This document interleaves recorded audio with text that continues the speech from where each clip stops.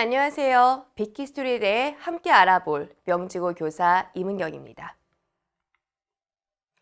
오늘은 빅히스토리 두 번째 시간으로 별의 탄생과 원소의 성립에 대한 내용입니다. 오늘 강의는 고흐의 별이 빛나는 밤에를 감상하면서 시작하겠습니다. 별이 빛나는 밤에는 고흐가 고갱과 다툰 뒤 정신장애로 자신의 귀를 자른 직후 상레미 요양원에 있을 때 그렸습니다. 병실 밖으로 보이는 밤 풍경을 그의 상상과 결합하여 그려낸 것입니다. 정신적 고통은 상단의 소용돌이로 묘사하였고 하단의 고요하고 평온한 마을을 통해 안정을 소망하고 있음을 알 수 있습니다. 그렇다면 제목에도 해당하는 11개의 빛나는 별들은 과연 어떤 의미를 가지고 있을까요? 실제 별을 보고 그린 것이다, 창세기 37장에 나온 내용을 그린 것이다 등등 다양한 의견이 있지만 고흐가 별을 통해 자신의 내면을 성찰하고 정신적 고통을 이겨내기 위해 정신적 위안을 삼았음은 확실한 것 같습니다. 표준국어 대사전에서 별이라는 단어를 찾아보면 다음과 같이 여러 가지 의미로 사용되고 있습니다. 천문학에서 빛을 내는 천체에 해당하는 별을 사회적으로 장군의 계급을 나타내기도 하고 위대한 사람을 나타낼 때 비유적으로 사용되기도 합니다. 삼국지에서 영웅호걸이 죽어가면 별이 떨어졌다고 탄식하는 장면이 나오고 최근에도 유명 연예인들을 스타라고 부릅니다. 윤동주를 비롯한 수많은 작가들은 별을 소재로 작품들을 남기기도 했습니다. 그들의 작품 속에서 별은 희망이기도 하고 혹은 우러러보는 대상이기도 했죠. 자, 이제 우리는 과학적 의미에서 별이 무엇인지 알아보도록 하겠습니다. 과학적 의미에서 별은 스스로 빛을 내는 천체를 의미합니다. 목성, 지구, 화성과 같은 행성이나 달과 같은 위성은 천문학에서는 별이 될 수 없습니다. 별은 대체로 규모가 클수록 푸른 빛을, 작을수록 붉은 빛을 띠게 됩니다. 태양은 전체 별들 중에서는 비교적 작은 규모라고 할 수 있습니다. 빅뱅 직후 우주는 너무 뜨겁고 밀도가 높았습니다. 모든 물질이 녹아있는 플라즈마 상태였습니다. 약 38만 년 후 충분히 기온이 내려가면서 양성자와 전자가 분리되었습니다. 양성자와 전자는 서로 다른 전기적 성질을 가지면서 결합되었습니다. 이어서 가장 가벼운 원소인 수소와 헬륨이 만들어졌습니다. 현재 존재하는 모든 수소는 이때 만들어진 것입니다. 약간의 밀도 차이를 가지면서 중력이 만들어지고 주변의 물질을 끌어당기기 시작합니다. 물질이 모이면 중력은 더욱 강해지고 더 많은 물질을 당기게 됩니다. 물질이 모여들면서 가운데 핵은 밀도가 강해지며 온도가 올라가게 됩니다. 핵의 온도가 1000만 도에 도달하면 엄청난 일이 생기게 됩니다. 수소의 양성자가 헬륨으로 전환되는 핵융합이 시작되면서 엄청난 에너지를 방출하게 됩니다. 이렇게 방출된 에너지는 외부 세계의 빛의 형태로 전달되면서 밝게 빛나는 것입니다. 별의 구조와 함께 알아보도록 하겠습니다. 별의 중심에 있는 엄청난 온도에서 수소 양성자가 헬륨으로 바뀌는 핵융합이 나타나게 됩니다. 핵 주변에는 양성자들을 공급하는 방사층이 있습니다. 핵융합으로 만들어진 에너지는 천천히 플라즈마를 통과해 밖으로 나오게 되며 표면에 도착하면 빛의 형태로 빛나게 됩니다. 별은 복잡한 구조를 가지지만 스스로 빛을 낸다는 점에서 공통점을 가지고 있습니다. 별의 일생입니다. 첫 번째 사진은 별이 만들어지기 전의 먼지 구름입니다. 밀도가 더 커지면서 중력은 더 강해지고 더 많은 물질을 끌어당깁니다. 이러한 과정이 반복되면서 가속화되면 두 번째 그림과 같은 별이 만들어집니다. 별은 높은 열과 압력으로 핵융합이 나타나면서 밝게 빛납니다. 오랜 시간이 지나 수명을 다하면 대부분의 별들은 세 번째 그림과 같은 적색 거성이 되어 소멸합니다. 하지만 매우 큰 별의 경우 네 번째 그림과 같이 초신성이 되어 폭발합니다. 자, 이제 두 번째 임계 국면인 별의 탄생을 같이 정리하도록 하겠습니다. 별이 만들어지기 위해서는 물질 그리고 중력이 필요합니다. 최초의 우주에는 수소와 헬륨만 있었습니다. 별이 만들어지는 골디락스 조건은 물질의 밀도 차이가 있어야 한다는 것입니다. 밀도 차이가 있어야 중력이 발생하고 중력의 힘으로 물질을 잡아당기고 다시 중력이 더욱 강해지면서 더 많은 물질을 모을 수 있습니다. 그리고 핵융합이 시작될 수 있는 1000만도에 도달해야만 합니다. 드디어 별이 만들어지면서 우주는 빛나게 되었고 별, 은하, 클러스터, 슈퍼클러스터 등이 만들어졌습니다.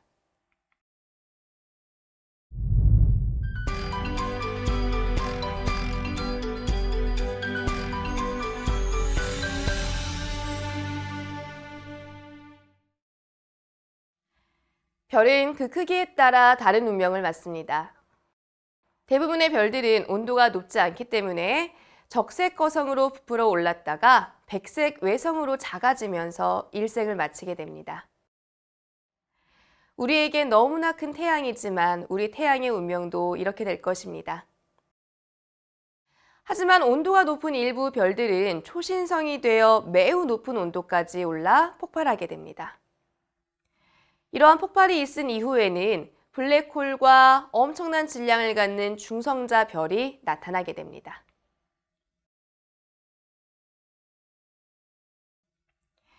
별의 마지막은 또 다른 시작을 위해 매우 중요한 의미를 갖습니다. 빅뱅 직후 수소와 헬륨밖에 없었던 우주는 별로 인해 풍부한 원소를 갖게 됩니다. 아주 작은 별들은 천천히 수소를 태우고 헬륨까지 생성하고 사라집니다. 그것보다 약간 큰 작은 별은 수소가 모두 소진되고 핵융합이 중단되면서 붕괴되는데 만약 그때 온도가 2억 도에 도달할 수 있다면 헬륨이 융합되어 탄소까지 생성이 됩니다. 보다 큰 별은 수소, 헬륨, 탄소, 산소, 규소를 소진하고 핵융합을 더 이상 못하게 되면 붕괴를 시작합니다. 이때도 소멸 직전에 약 30억 도까지 온도가 올라갈 수 있다면 무거운 금속 원소인 철이 융합됩니다. 초신성은 큰 별의 붕괴 시 많은 물질들의 상호작용으로 엄청난 에너지를 방출하며 폭발합니다. 초신성의 폭발로 몇 초 동안 원소 주기율표에 있는 모든 원소들이 만들어지게 됩니다. 영상으로 다시 한번 정리해 보겠습니다.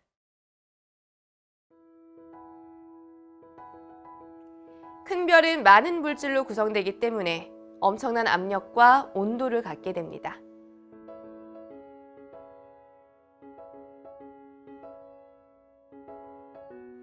수소를 태우고 붕괴되면서 헬륨과 탄소를 생성합니다. 헬륨이 다시 융합되면서 별의 온도는 더 높아지고 붕괴되면서 탄소와 산소가 나오고 다시 붕괴되면 실리콘, 질소, 그리고 철이 나옵니다.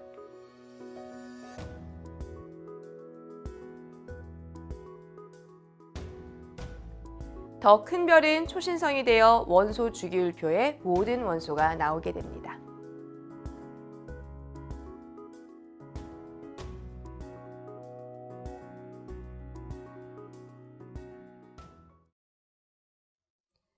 화학 시간에 많이 보았던 주기율표입니다. 주기율표의 수많은 원소 중 수소와 헬륨을 제외하고는 모두 별의 폭발로 만들어진 것입니다. 그리고 그 대부분은 초신성의 폭발로 만들어졌습니다. 우리가 가장 많이 사용하는 금속인 철 역시 초신성이나 매우 큰 별의 폭발로 만들어진 것입니다. 그런데 같은 원소라도 성질이 다른 경우가 많습니다. 흑연과 다이아몬드는 같은 탄소로 만들어졌지만 완전히 다른 물질입니다. 이렇게 같은 원소라도 전혀 다른 물질이 되는 이유는 무엇일까요?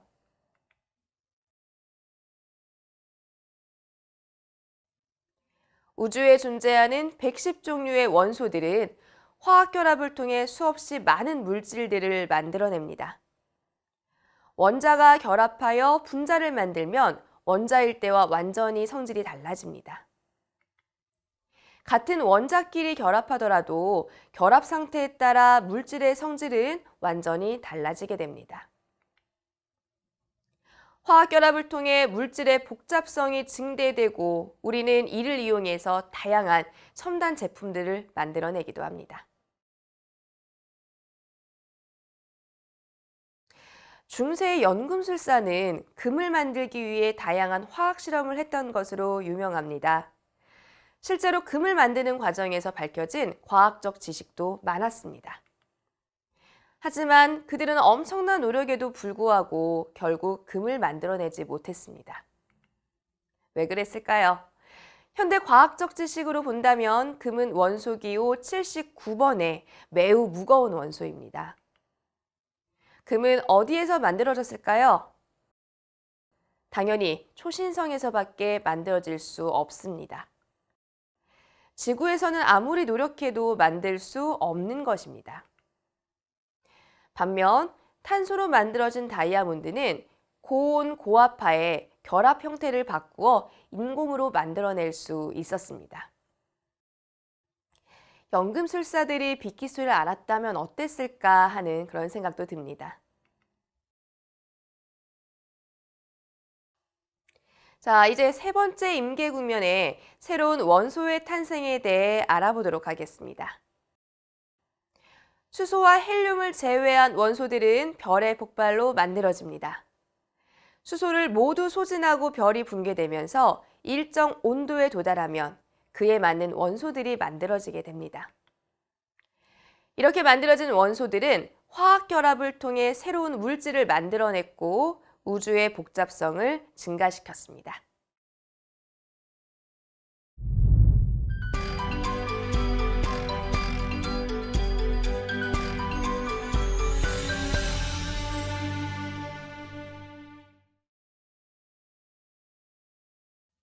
태양의 생성 과정은 다음과 같습니다.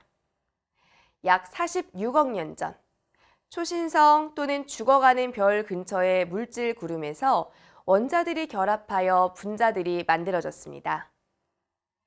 중력의 압력으로 물질의 구름이 붕괴되면서 태양이 형성되기 시작하였습니다. 즉, 구름이 붕괴되면서 물질들이 회전하고 응집되기 시작하며 원반 형태에 가깝게 바뀌게 됩니다. 원시행성계 원반의 99% 이상은 태양을 형성하고 나머지 1% 미만이 태양계의 나머지를 이루게 됩니다. 태양 생성 초기 방출한 강한 열은 기체를 멀리 퍼뜨립니다. 기체의 무리들이 태양 외부에서 서로 모여들어 응축되면서 기체 행성인 목성, 토성, 천왕성, 해왕성이 만들어집니다. 기체 행성이 만들어진 후 태양 주변에 있던 단단하고 밀도가 높은 부분이 모여 암석 행성이 만들어집니다. 수성, 금성, 지구, 화성이 이에 해당합니다. 이렇게 태양계의 내부는 암석질 행성, 외부는 기체 행성이 존재하게 되었습니다. 다음은 태양계의 형성 과정을 나타낸 것입니다. 잠시 시간을 드릴 테니 A에서 F까지 순서를 한번 맞춰보시겠습니까?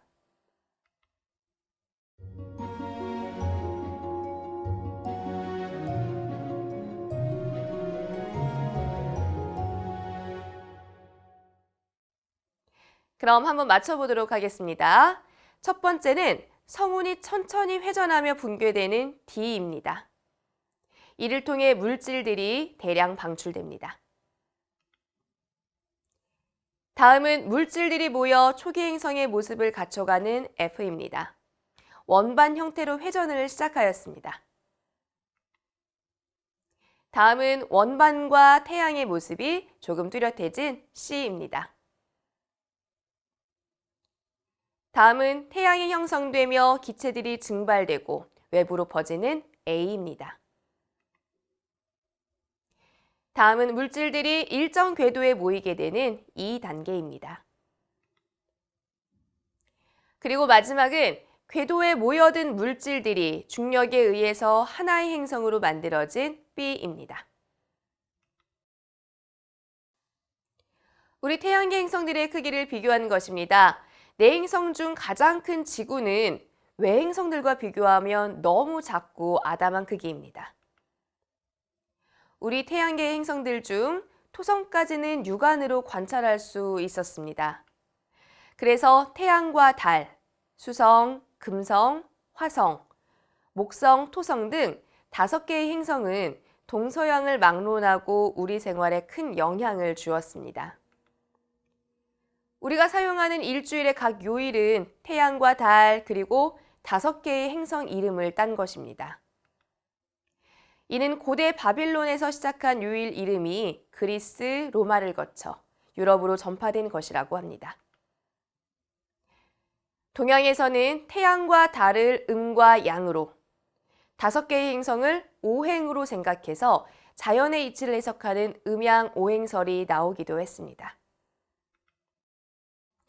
네 번째 임계 국면에 대해 알아보겠습니다.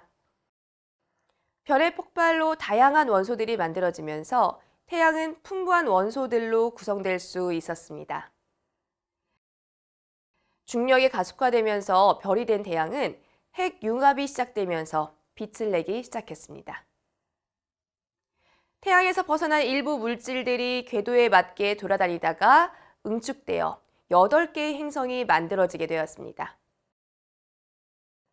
이렇게 만들어진 것이 우리의 태양계입니다.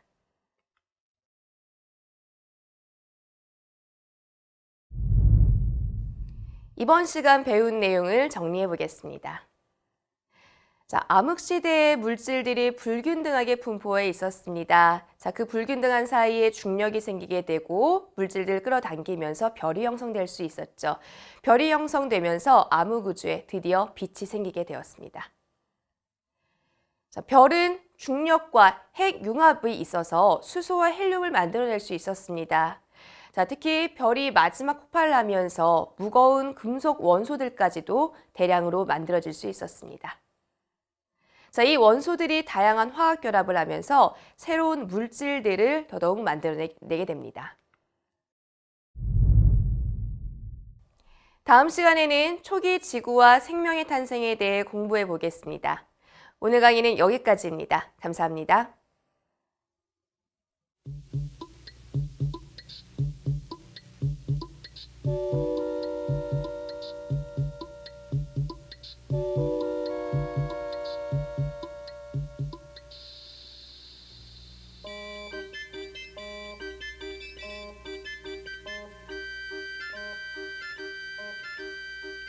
The picnic near the lakeside in Chicago is the start of a lazy afternoon, early one October. We begin with a scene 1 meter wide, which we view from just 1 meter away. Now, every 10 seconds, we will look from 10 times farther away, and our field of view will be 10 times wider. This square is 10 meters wide, and in 10 seconds, the next square will be 10 times as wide. Our picture will center on the picnickers, even after they've been lost to sight. 100 meters wide. The distance a man can run in 10 seconds. Cars crowd the highway. Powerboats lie at their docks. The colorful bleachers are Soldiers Field. This square is 1 kilometer wide, 1,000 meters. The distance a racing car can travel in 10 seconds. We see the great city on the lake shore. 10 to the 4th meters, 10 kilometers. The distance a supersonic airplane can travel in 10 seconds. We see first the rounded end of Lake Michigan, then the whole Great Lake. 10 to the 5th meters, the distance an orbiting satellite covers in 10 seconds. Long parades of clouds, the day's weather in the Middle West. 10 to the 6th, a 1 with 6 zeros, 1 million meters. Soon the Earth will show as a solid sphere. We are able to see the whole Earth now, just over a minute along the journey. The Earth diminishes into the distance, but those background stars are so much farther away that they do not yet appear to move. A line extends at the true speed of light. In 1 second, it half crosses the tilted orbit of the moon.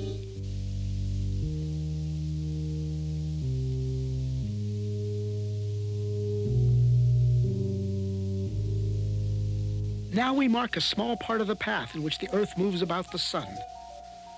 Now the orbital paths of the neighbor planets, Venus and Mars, then Mercury.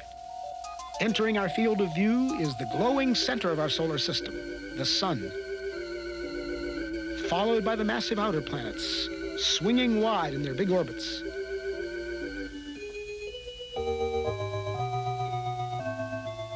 That odd orbit belongs to Pluto. A fringe of a myriad comets too faint to see completes the solar system.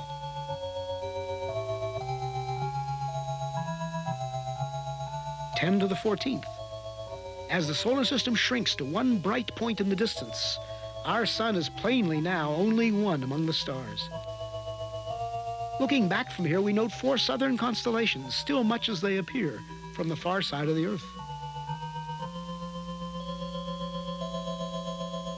This squares 10 to the 16th meters, 1 light year, not yet out to the next star. Our last 10-second step took us 10 light years further. The next will be 100. Our perspective changes so much in each step now that even the background stars will appear to converge. At last, we pass the bright star Arcturus and some stars of the Dipper. Normal but quite unfamiliar stars and clouds of gas surround us as we traverse the Milky Way galaxy.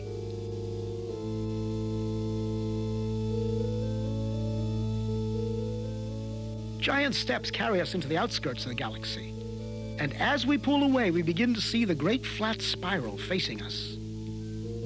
The time and path we chose to leave Chicago has brought us out of the galaxy along a course nearly perpendicular to its disk.